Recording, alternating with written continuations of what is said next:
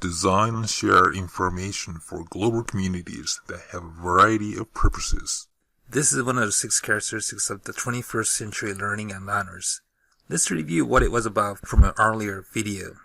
Students in the 21st century must be aware of the global nature of our world, design information to be shared and understood, and distributed beyond their classrooms. The message here is be a smart consumer of information, but don't stop at consuming information. Be a creator of information and broadcast information. I have 8 questions to ask you to see if you qualify as a 21st century learner in this regard. Question number 1. Do you use inquiry to ask questions and solve problems? If you ask me a question like, which do you think is better, online learning or hybrid learning? My response would have to be, your question is just too broad and too general. You will have to define your question better by doing some research and narrowing down your question. Why would I say that? Is that because I am a mean person? Hell no! It's because it's just like asking a question like, which is better, male or female? A question like that is practically useless. If you ask me for help like, can you help me make my PowerPoint more effective?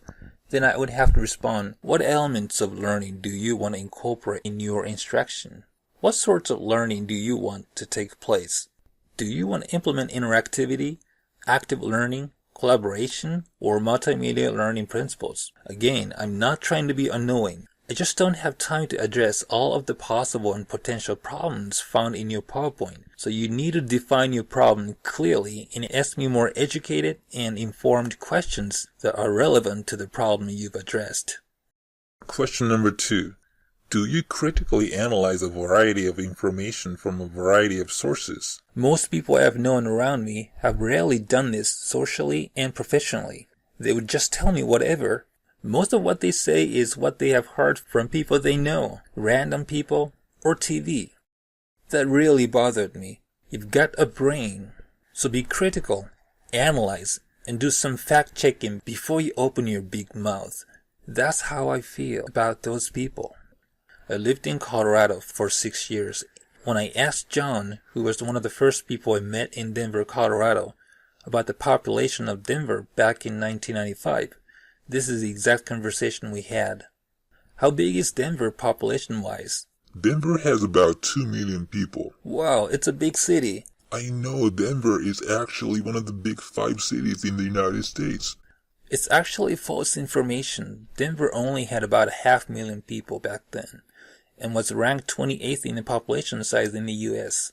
Unfortunately, I took his word for it back then, and shame on me. I kept spreading the lie around for the past 20 years.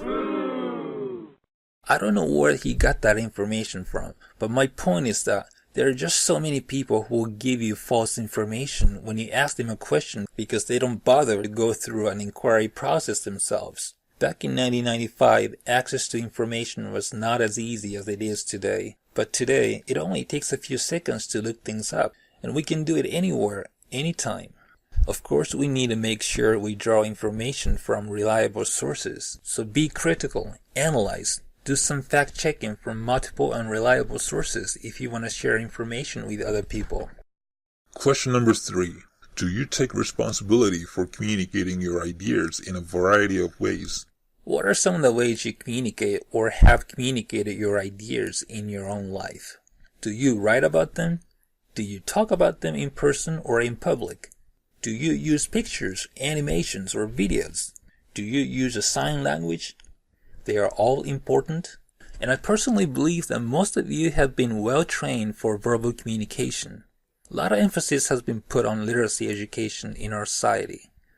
But when it comes to visual literacy, which is an ability to express and communicate through visuals, such as pictures and animations, I have to say that most people, including students and professionals, are sadly crippled by their limited visual literacy skills. Their visual literacy skills are literally at the 1st or 2nd grade level, far from college or professional levels.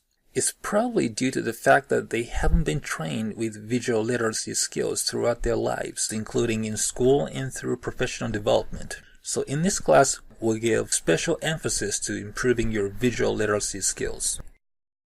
Question number 4. Do you choose tools to share information that match your need and audience? Suppose you're into bodybuilding and you are trying to share information about biceps training with your workout buddy. What will be the tools of your choice to share the information with him? Email, Facebook, whoa, don't be so quick to choose a tool yet. You have to examine which tools will be the best options based on your need and audience. In my particular case, the biceps exercise I want to share with my workout buddy is highly visual, involving specific movements and body controls.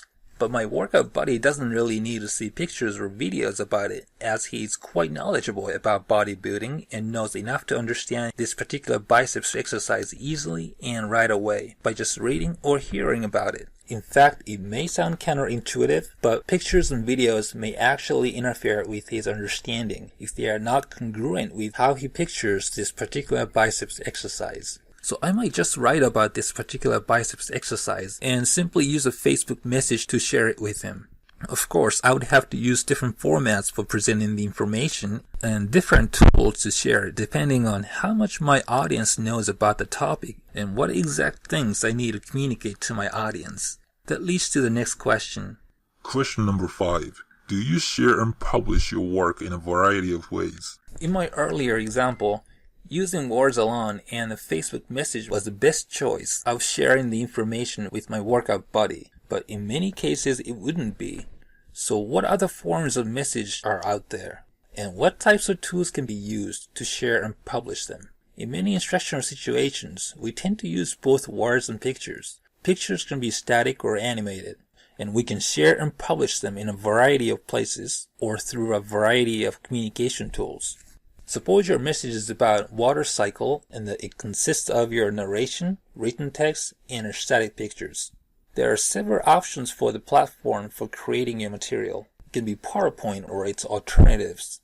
It can also be a screencast video, just like this video you're watching right now. Let's say you chose a video as a platform to present the information. Now you need to decide how you want to share and publish the completed video with your audience. Some of the possible options can be YouTube, Facebook, Google+, on your own blog, and so on.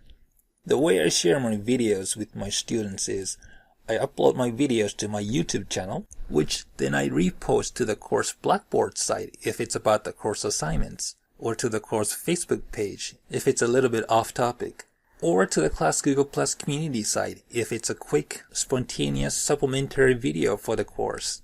So your presentation can consist of any combination of your written text, spoken text, static pictures, animated pictures, and audio. And your presentation can take various media formats such as Word, PDF, slides, video, and audio. And finally, your presentation can be delivered through various tools and services such as YouTube, Google Slides, Prezi, Skype, Facebook, Google+, and so on. Question number 6. Do you solve real problems and share results with real audiences? Today, it's so easy to be a part of the real issues and problems in the real world and global communities. Solve the real problems and share your results and solutions with real people who actually need them. It's no longer a privilege only for university professors. Anyone can be part of the real problems and real solutions in global communities today. So how can you exactly do that? In your school or local communities, you might come across issues, problems, and groups that interest you. In global communities, almost any group with real issues and problems has a web presence these days, so you can easily search and find them on the web. Connecting and staying connected with such issues and groups is quite easy these days thanks to technology. Those groups usually have some forms of social networking system in place. You can easily sign up to join the cause, get involved, and receive updates. Even if they are not openly asking for help, you can contact them by email if you really want to be part of them. For example, if you want to be part of the collective project to create and provide free bionic arms for children in need, you can go to their website and follow or contact them to be part of their project. Even if you are not part of the real groups with real issues, your information can be valuable to real people with real problems and needs. That leads to the next question. Question number 7. Do you publish in ways that meet the needs of a particular authentic audience? I am personally very grateful for so many people who share valuable information on YouTube. I practically learned everything I know about developing apps for Android devices on YouTube. I also learned so much about bodybuilding, again, on YouTube. Since YouTube is such a great gateway of information, I also use YouTube to publish tutorials, lessons, trainings, tips, and solutions for real audience with real problems and needs. And just a single person like myself can reach and impact so many people out there with real problems and needs. For example, this one video I created about 4 years ago has reached over 80,000 people who needed my information. Of course, YouTube is not the only way to publish for real people with real needs, so we'll explore more about this in class. Question number 8. Do you consciously make connections between your work and that of the greater community? What you do or have been doing individually can potentially be beneficial for organizations and institutions in the real world. I know some of the things I do can add to the body of knowledge of some of the existing scientific or educational communities. Why do I know that? It's because I read academic and professional articles and learn about what or how much is currently known about certain issues and topics. You don't have to go to a school library and read article bindings to do that. You can access almost any article online these days. The point is, it's so much easier today than before to think about what you do in a real context at a larger scale. So get involved and be a part of the global communities.